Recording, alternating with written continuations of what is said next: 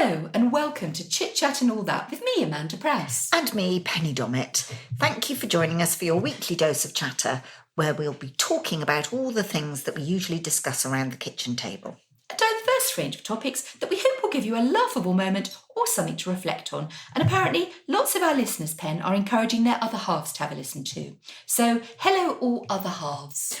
And you can catch up on all previous episodes from wherever you get your podcasts. You sure can. Give us a like, tell your mates, press the subscribe or follow button, pull up a chair. Welcome to each and every one. Oh, that was rather nice, Pen. And I rather like today the way you've waltzed into our studio, my kitchen, and brought some wildlife with you. I noticed you had a rather large bug on your shoulder. I've had a lovely morning in one of my favourite places. I've been at the plant nursery, selecting out plants for our next planting job. So I have been literally hauling plant pots and things around, and I've obviously brought some of the wildlife with me. Thank you. Not exactly. Do you know, when Josh was little and he had nits, you know, all the kids have nits. I mean, obviously. I haven't got nits. No, I did. Pen, I didn't suggest you have. However, oh, no, you're scratching your head now. It's just a suggestion, isn't it? When Josh was little, he came home and he went, Mum, and he was really excited. And I went, what? He went, I've got pets. And I went, yeah, it's not pets, it's nits. So our family still call them pets to this day. It's like a rite of passage, isn't it? Oh, gosh, yeah. We don't name them, though. No. I mean, Monty has had a few sessions. They all have it. It's just of that ghastly shampoo. Oh, it's foul, isn't it? Yes, it is. Do you remember, though, in the olden days, so when I had nits as a child, my mother kept us off school and said we had, upset tummies or something because the shame of nits was so bad. Now it's like, oh, they've got nits. No one blinks, do they? They get an email home, don't they, from school saying, unfortunately, we have some unwelcome visitors.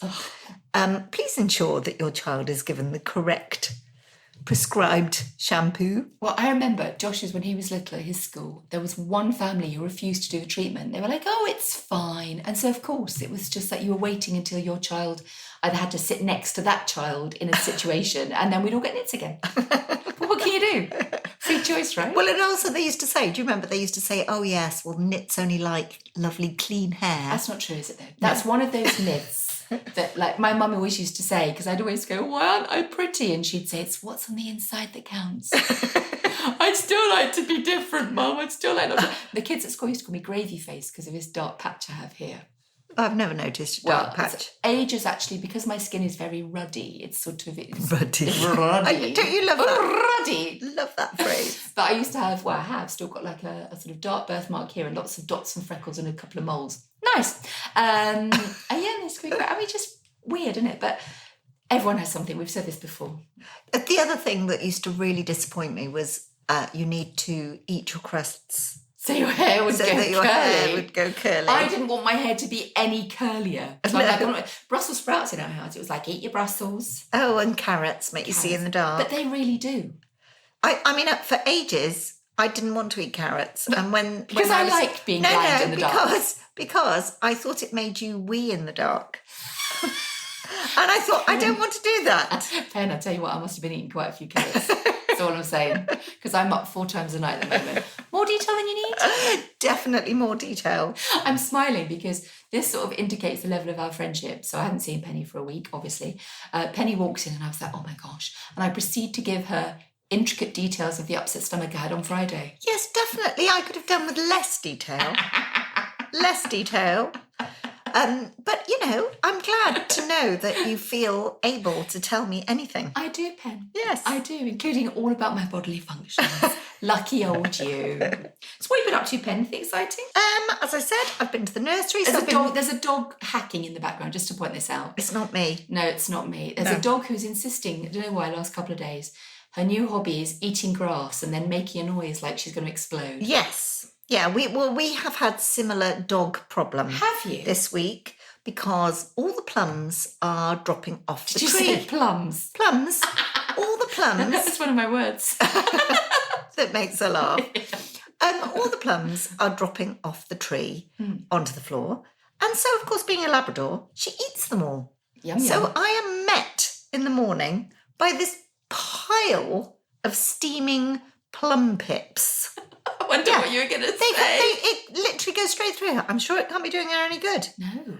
So now we have a corral around the base of the plum tree. Good idea. And so she can't get said plums. So she just sits there trying to reach in to eat the plum. You know I what mean, you I don't think I don't feed her. You know what you should do? Whip up a crumble. Well, Because, a bit of that and she'd be full. She wouldn't Yeah. eat all those plums, Pen. She'd be like, oh, no, one portion with cream and custard, obviously. I can't eat another thing. I mean, honestly, it is true what they say about Labradors. They will eat absolutely anything. Do they? Yes. What's the most incredible thing she's ever eaten? I remember, apart from your going to kitchen tell you. cupboard, I know she ate your kitchen Yeah, she cupboard. did. And that was one of the funniest days And of my the wall. life. When she was quite small, for some reason, she would just eat the wall. So we had this big dent in the wall, which was quite weird. Can I just give that bit of context? Because it was one of the funniest things I've ever seen, because you said, oh, do you know, she's beautiful. She's absolutely beautiful. We love her. She's fitted in really, really well. And I've decided to be quite strict early on because, she needs to know. She needs to know this is her bedtime. This is where she sleeps. These are her toys. This is where she, and you are a bit of a dog whisperer.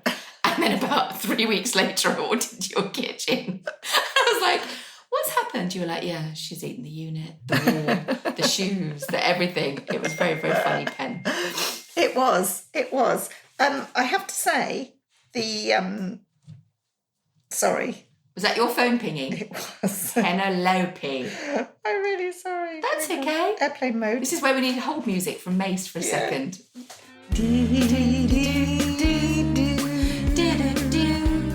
Just pretend you're in a lift. Was that from, what's that from? Was it Take Heart? Yes. Well, Yes. Gallery. It was.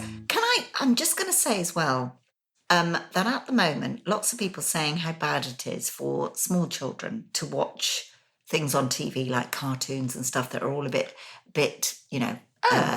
what's the word? A bit violent and, that sort of thing.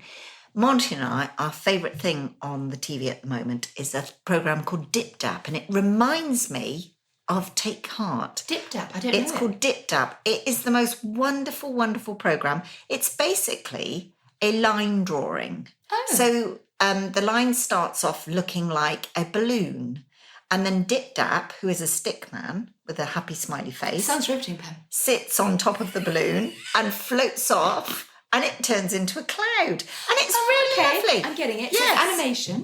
Yes. Lovely. Do you call that animation? I think don't so. know. Anyway, Dip Dap. That's Sounds my very recommendation. It's very clever. Have you seen, and I used to be obsessed when I was looking after Arlo, Hey Dougie?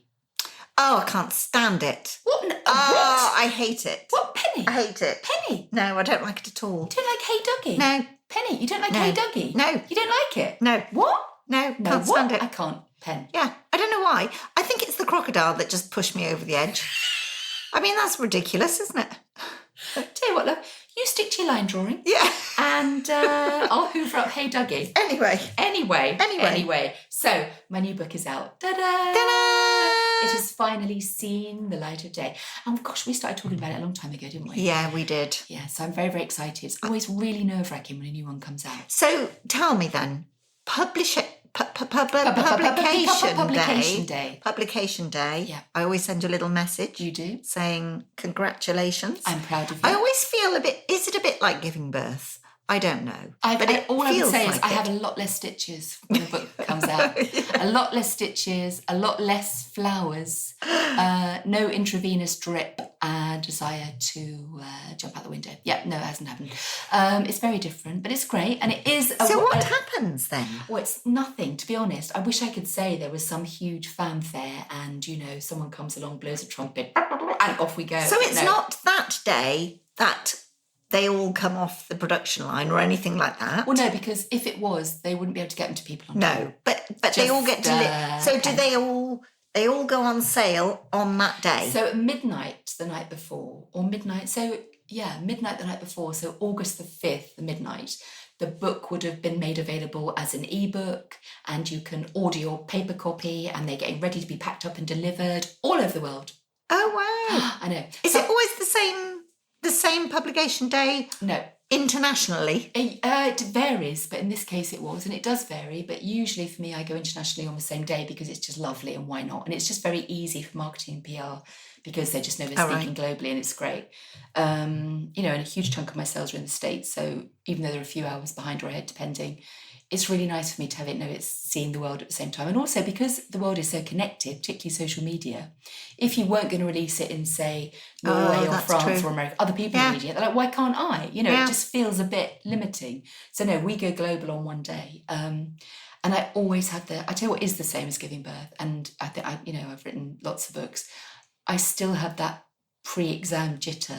Like, is it going to be okay? Will people like it? What they're going to think? And sorry, Pen, there's a bit of a dog woof there of support.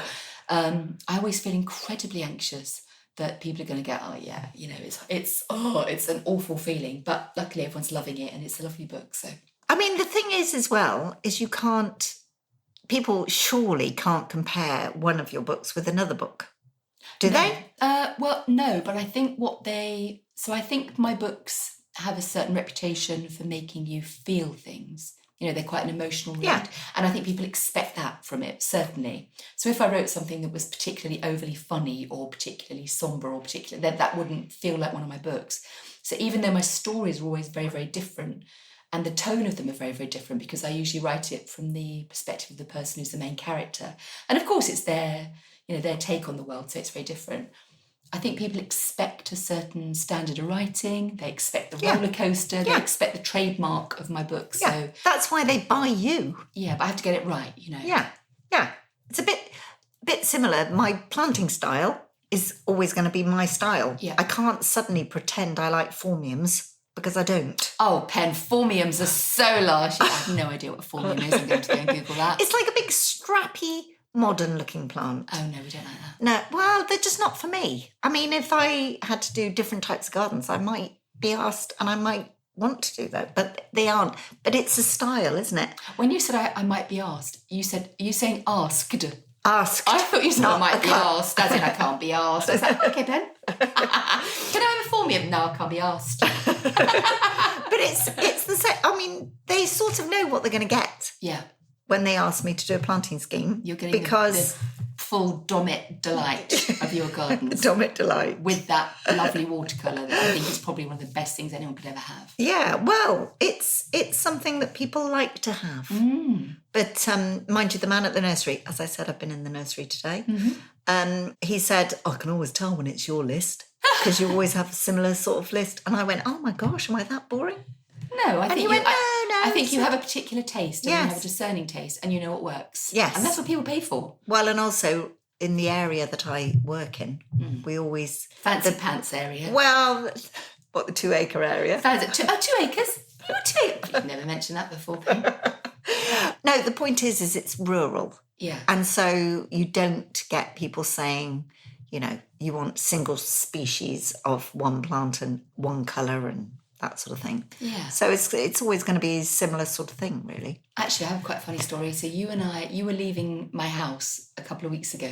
And I said, look, I've done what you said. I've been potting things up. And you literally walked along and went, get rid of that. Get rid of that. And that is a sycamore seed. And I planted a little sycamore seed. Don't even know what that is. Obviously saw something that looked a bit, rooty or seedy and planted it in a very large pot. And it's got a little leaf come up. I was so proud. And you were like, yeah, Mandy, no. No, that's definitely a sycamore not. seed. I had no idea. I know, yeah. I'm sorry, did I sound very disparaging? Yes. Nice word. It's a nice word. Yeah. No, but I'm learning, Pen, aren't I? No, well, you are learning. And you've also been clearing beds in your garden. Very, very much so. I'm very excited because we can go to the nursery together and apart from drinking tea, we can actually look at the plants and we can select some out and we can have fun planting them. I've got a question. So I have 2 large hydrangeas. I wonder what you're going to say then. I have 2 large hydrangeas. That's right, hydrangea, isn't it? Can I put them in the ground? I'm going to ask a question you might not know the answer to. What type of hydrangea are they? Oh, one's pink and one's blue. So they have big round heads. No, the pink one is slightly smaller heads and the blue is the big heads. Yes, that's a type of hydrangea called Hydrangea macrophylla, which basically I means thought it was. a big round, like a mop head Yes, it's hydrangea. Lovely. Okay. I always think of hyacinth bouquet every time I think of them. I They're very sort of blousy. Yes. And, yeah. They go different colours depending on the type of soil you have. So if you have acid soil, they'll go blue, and if you have alkaline soil, they go pink. And if you buy a blue one and you put it in alkaline soil, it will eventually turn pink. It's very clever. Yeah, very clever. I have known people plant them on top of piles of nails and things to try and make the soil change and have iron in it, which means I see. It doesn't really work. Right. I won't do that then. You can put those into the ground. Yes, of course you can, but you need to make sure.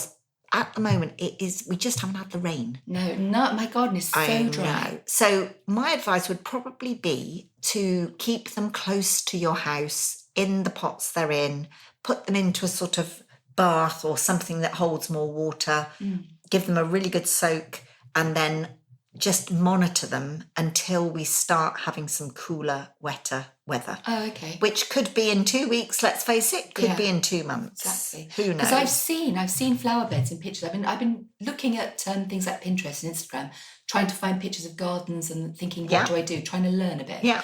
And I see these amazing flower beds with these vast hydrangeas that just... Would they just fill the space then? Do they grow out? Or... we would normally plant 3. You would, okay. So that you get a lovely group clump. Yeah. If you're only planting one, it will get bigger, but obviously it takes a bit longer. And you use them as a specimen, really. What does that mean? A specimen means something that's a real focal point. Yes, yeah. And those particular hydrangeas are great.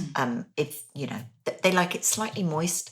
In the grand scheme of things, they're classed as an understory plant, which means that in a woodland sort of setup, they like being under the slightly shady canopy of a tree. Okay. So hot, bright sunshine is fine, but you will need to water them more. Yeah. Otherwise, you end up, those great big flower heads tend to be quite small if you don't water them enough. I can see that mine are going a little bit brown already. Yes, it is purely because we have not. Funnily enough, I only posted this morning on Instagram about watering because people are really bad at watering. They don't really understand. They don't understand how much water plants need. No. And if I could ban all spray attachments, spray guns that you have on the end of hose pipes. Yes. If I could ban them all, the world would be a better place. Why? Because... I have one of those. Well... Because I thought it was like rain. No, the problem is the only situation where you would need rain is if you've got very fine little seedlings. But by the time it gets to be a big shrub, if you use a spray gun, water is going under pressure out through the spray gun. Fine droplets, and most people spray from above because they stand there with this gun. I do. And, do that. The problem is under pressure, that water, you're going to lose 50% of it in evaporation before it even gets to that plant. Oh. Because, obviously, it dries up very quickly when it's a tiny, fine droplet. Yeah. What you should be doing instead, take off your spray attachment, take off the end of the hose, the little knobbly thing that attaches. Yeah. So you've just got an ordinary hose pipe. Okay. And then you are going to... So the water is coming out at a good rate. A good glugging. Yeah. And then you are going to put it at the base of your plant. You're not going to get any of the top foliage wet at all. Because the wetter you get it, the more likely you are to get viruses, scorching from the rain. That's what's happened. Yes, exactly. So put it the base of the hose pipe straight to the base of the plant. You're going to sing happy birthday, have a glass of wine in one hand or a cup of tea in one hand. You're going to go on to the next plant. Then you're going to go back to the first plant. How long should I be watering each plant then? I don't know if I'm doing it for long. No, it's surprising. You want to make sure the water comes out through the base of the pot, if it's in a pot. If it's in the ground, you want to literally, I sing happy birthday to each shrub. If it's a big shrub, happy birthday to you. You don't make more cakes as well, do you, Finn? Then go on to the next one. Okay. Then go back to the first one. Always do it twice. The first glugging tends to soak away. Yeah. Second glugging does it does the job. I think this is actually, ridiculously, this is actually very helpful for me because I noticed that my plants have been drying out. Even ones I bought quite recently, I was thinking, they can't be dying already. Well, I've been really trying as well, Good. And I think as well, the fact that you've realised that you need to give them more water. Yeah. If you've still got them in a pot, and like I said, perhaps don't put them in the ground yet because you will be watering forever. Yeah. You can then use a bath or something that's watertight or something. Yeah. One of those flexi buckets. Yes. Put a couple of inches in the bottom. Let it soak it up from the base. Right. Yeah. And do that at least 3 times a week. Put it somewhere not in hot sunshine. Yeah. Because it will dry out really, really quickly. This is invaluable, Pen. I'm going to give it a go. I'll take some pictures so I can monitor my progress as well. But get rid of that spray gun. I will. The only time you should ever have any sort of sprinkler system on the end or a spray gun is if you've just laid new turf, which you should not be doing now anyway because it's too hot. But that's the only time I forgive people for having a sprinkler. Yeah. Never put a sprinkler on beds because it's just so wasteful. Yeah. Get yourself a water butt as well. I do have a water butt. Good. Yeah, I do have that. We get water from it when I do the little plants. Yeah, exactly. Exactly. And also I take the water, if I have to use a tumble dryer, which I try not to, obviously, as much as I can, particularly in the hot weather. But it's a condenser and I take the water out of that and I put that on the plant. Oh, yeah. Anything like that. Is that a good thing to do? So that's being reused. I mean, some people use their washing up water if they only use, a very mild detergent and things like that. I mean, realistically, are we going to stagger outside with bathfuls of water? Probably not. The good thing is... Size of your bath, that'd be a lot of staggering, the good thing. The thing about our weather is at the moment, because it has definitely changed over the last 10 years, are getting... It's odd. This summer's been really odd. It's almost like we've lost our seasons. Yeah. And because we've had all that wet weather early part of the year and over the winter, at least you would hope that the water companies are making sure that our reservoirs are full. Yeah. I think people would be really cross if they suddenly put a hosepipe ban in because we've had 3 weeks of hot weather. Yeah. But you can do your bit. Have a water butt. Make sure that you only water early in the morning, late at night. Never water during the day. Okay. Because the water just evaporates off. If I'm going to water once, because being completely honest with you, that's probably when I'm exactly. When should I do it then? I tend to do mine in the evening. Yeah. You sort of, it's getting cooler. And I go round. There's only certain parts of the garden that I do with the hosepipe if I have to. Let the plants tell you. You were saying to me about the plants had slightly browner edges. Yeah. We don't want it to get to that point. But if you see any of the leaves that are slightly looking paler, slightly droopy, your plant's telling you it needs water. Yeah. And also we're planting a lot more things that are more Mediterranean, lavenders. But then when we do get the wet weather, you've got to be careful because those Mediterranean plants won't like it in the winter. It's hard, isn't it? Because I know I joke about you having a weather obsession, which you do. I call you Penny Michael Fish. But I do think it's really hard because you used to be able to predict and you used to be able to, but it's not like that now, is it? No. And you used to be able to say, we'll be having some nice, mild, warm weather in September and October. Well, we didn't really get that last year. No. But this summer's felt weird because I feel like we've had a few very hot days, which have been lovely. That's your thing. But actually, it's been quite muggy with no sunshine, but still no rain. It's been very grey. Yeah, grey, which is the one thing we don't want, isn't it? No. We long for that blue, sunny sort of... Well, we're also... In this country, we've got very short memories. Because, don't you find... You have? Well, I have anyway. But with regard to weather... we're all going, oh my gosh, this lovely hot weather. Oh my gosh, it's so dry, it's so dry.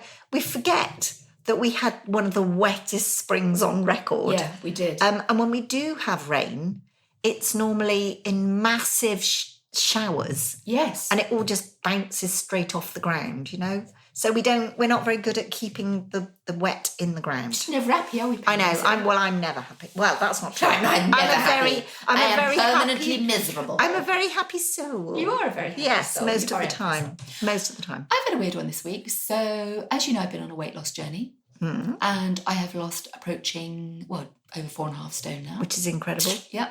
But it's amazing how quickly you get used to your new face, new shape, new bod. New boobies, no bottom, all the rest of it. Quite lovely, but also a bit disconcerting. And I suddenly realised, I became aware this week, that I am wearing the clothes I used to wear when I was much larger. I haven't changed my wardrobe because I'm not at my ideal weight yet. So I'm thinking, well, I'll just wait. And then I thought, you know what? No, I should probably get myself a couple of little, maybe frocks. I agree. A couple of frocks. So I've gone online, which is where I do all my shopping, because as you know, I hate going shopping. And me. With a vengeance. Yep. Another thing we have in common, Pen. Yep. Even though I love Hey Dougie and you don't, which we're just going to let rest.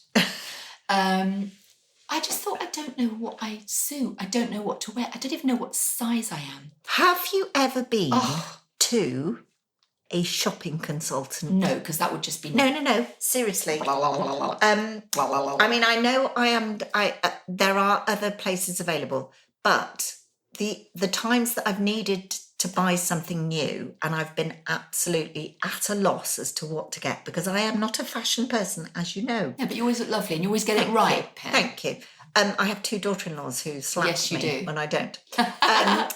But they have in John Lewis at Cribs, which is close to us, the most wonderful shopping advisors. And I'm not joking, they are great. But I see, the weird thing is, I suppose, you know, someone's going to say to me, so what are you looking for? And I'm going to say, oh, well, I don't know. And what size are you? I'm not sure. And what suits you? I have no clue. And it's amazing how quickly you forget. So I had an article in Hello a couple of weeks ago, and they chose a photo of me, really, really unflattering photo. And I need to see it. Oh, Pen, it's bad. But the thing is, that's what I looked like. That is me at my largest, at my fattest. Yeah, but you didn't like it. They shouldn't have used it. Well, no, it's happened, it's fine. But when I saw it, and also you can't be prejudiced, can you? When there's photos out there of you, and that's what I look like. You know, it wasn't like, that's what I used to look like. And this is the photo. I saw it and I didn't recognise myself. And isn't that weird? Because I've only been losing weight for what? 18 months, which isn't really, you know, what am I, my mid-late 50s? It's like, in the scheme of things, that's nothing. But when I saw this photo, I thought, gosh, that's me. It took me a second. And when I saw it, I realised how far I'd come. Oh, my gosh. I mean, I can tell you how far you've come. You've come miles and miles. I don't see it, you see. Yeah. But it was just those moments that, I mean, seeing that picture really kind of, and then I thought, how do I feel about that? I thought, well, to say, can we not use those pictures is dishonest, because that was what I looked like. But they're old pictures They as are, well. It's not like last week. Yeah, but also I'm not, you know, I'm very glad I'm on my health journey. I'm very glad for my physical health. It's not about how I look, as you know, although that's a nice bonus to look and feel more confident in the way I look is great. But it's not really about that. It's about my health. But to see it was like, oh my goodness, look. And just to look at a picture and not recognise yourself is a really strange thing. And even more confusing, not to now know what to wear or what suits me. I feel quite lost. Well, I still think that people that love fashion, but more importantly, know what is available, because that's the thing, isn't it? It's knowing what's available. Yeah. And somebody who's good at it when I went, it was for 2 reasons. One was I had to do some sort of programme with Joel and I didn't know what to wear. And I went in and they were absolutely brilliant. And they chose me something and I went, oh, that's not me. Don't want to wear that. Just try it on. No, it's not. No, I don't like it. I tried it on to keep her quiet. And I went, I love that. Yeah. Really nice. So she encouraged you to sort of look out of your comfort zone. And interestingly, the sizes that I would have chosen for me, she went, no, she said, in that make, you need a smaller size. Yeah. Because it will hang off you. Yeah. And then in this make, you need a bigger size because we're going to blouson it up. Blouson. Yes. Love that. So I think it's the same as anything. Maybe that's what I do. If you want somebody who's really good at their job, I guess I'm embarrassed. Choose the expert. Let's go. Shall we? Oh my gosh, that'd be so much fun. Yeah. Yeah. I'm a bit embarrassed. So I had to buy some clothes for an event I was doing. And I saw this shirt I quite liked. And I thought, oh, I'll get that. Now, I used to wear a size 26. I can't believe that. 22 stone, and I wore a size 26. I now wear a size 16, 14 to 16, which is mind-blowing. But because I don't quite believe I'm a 14 to 16, I bought the 26 and I bought the 16 and tried them both on. I put the 26 on and it was like wearing a duvet cover. Yeah. And I thought this would have maybe fitted me or maybe been a bit snug even, which was quite mind-blowing. And then I put this other one on and I thought, well, that's bizarre. It's like it's a trick. Can I just tell you something as well? It's like a trick, Pen. I know, but can I just tell you something as well? I think the problem is we get into the habit of wearing certain types of clothes. Bo would agree with you. Yeah. She's just barked her approval. Because you quite often will wear something that is very floaty. Voluminous. Yes. I do. And sometimes when I see you in something that's tighter fitting, Yeah. literally it takes pounds off you. So your Rob, your partner, your other half, said to me, so I turned up at your house and I had on jeans and a sort of fitted blouse and a bit of a gilet. Is that the word? Gilet. And he went, oh, wow, Mand, you look great. And, I went, do I? He went, yeah, look at you. And I could tell that he was saying that's a good thing to wear. Yeah. You know, without saying you've lost a lot of weight, which you could. I'm fine with that. Yeah. But it's really strange. But we do that, don't we? We try and hide. Wear things. I remember Hannah, my daughter-in-law, How does she manage? Oh, Hannah. For well, those of you who don't know, Penny's daughter-in-law is actually a supermodel. She is the most... I can remember the first time I saw her. Yeah. And I was like, oh, and I said to her, oh, sorry, that was my dibby going. Sorry, Pen, there's me having a go at you. And that was my dad telling me he's just had a pasty for his lunch. Now everyone knows. How happy are we? Hope you enjoyed your pasty, Ken. Not that he listens. Women's stuff, that. First time I saw Hannah, I said to her, I would love to spend one day in your body just to know what it feels like to look like that and have that. I mean, she is... this isn't a word. She's exquisite, isn't she? She most definitely is. And lovely. I know. She's a really nice person. I just can't wait. I hope she's got terrible flaws, Pen. Can she bake? Can she make a plum crumble? No. There you go. Yes. But I bought this shirt and straight away I had it outside my trousers, like loose. I know what you're saying. And straight away she went, you need to tuck that in. She said it'll look much better. And I went, oh, I don't know whether I could. I feel a bit tied in the middle. Yes. She went, seriously, it will look so much better. And so I did tuck it in and surprise, it did look so much better. And I think it made me feel and look slimmer. Was that confidence? Yeah. You didn't tuck it because I just thought, it's going to make me feel tied in the middle. So for anyone who's read my memoir, yes, Women Like Us are very familiar with the fact that I'm very anxious about swimming, putting on a swimming costume. And I used to put on a caftan and do a walrus roll into the pool and then do a walrus roll out of the pool. And so on Friday, Saturday, I can't remember, I said, Simeon, I fancy a swim. And I bought myself a cozy and it's a size 14 to 16. And I, Marks and Sparks, 50% sale. Thank you very much. Delivered, ordered one day, delivered the next. Lovely jubbly. I popped this cozy on and I thought, well, it won't fit. And of course it fitted. And I stood there and I had this sort of fitting cozy on and I thought, gosh, do I dare go out in public wearing this? But it's not public. It's only, I know. But do I dare do it? I felt really, really self-conscious. So I thought, right, if I'm going to do it, I've got to own it. So I literally put on a little, kimono thing and I walked through the house, through the garden, out to the pool and Simeon. And everyone went, surprise!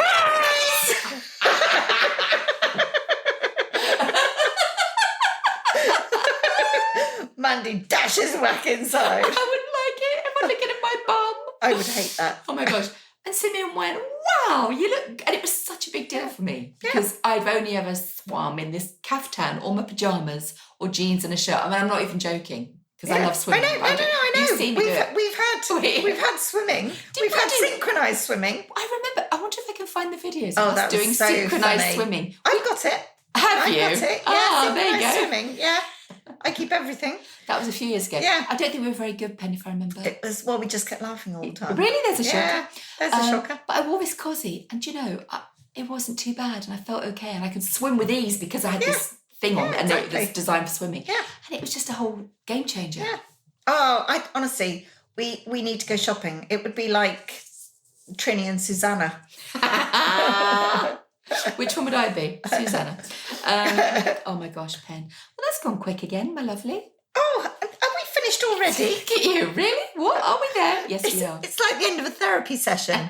was that it? Do you know what's funny? Is I always forget we're recording to you. It's just that we're chatting. I know. I know, it's wonderful. Anyway, until next time, thank you so much for joining us for another episode. Keep your eye out for all the ones to follow. We drop every Friday. There's a bit of lingo for you. Listen to previous podcasts from wherever you get your listening. Tell your friends, follow us, and keep up to date on our Insta page, which is At The Chit Chatters. And thank you to all of you who have already sent us lovely messages and commented on things, because it's really amazing. It's so surprising, the things you tell us. And it really feels like you're joining in with our conversation. It does, and we love it. So until next time, take care. Bye.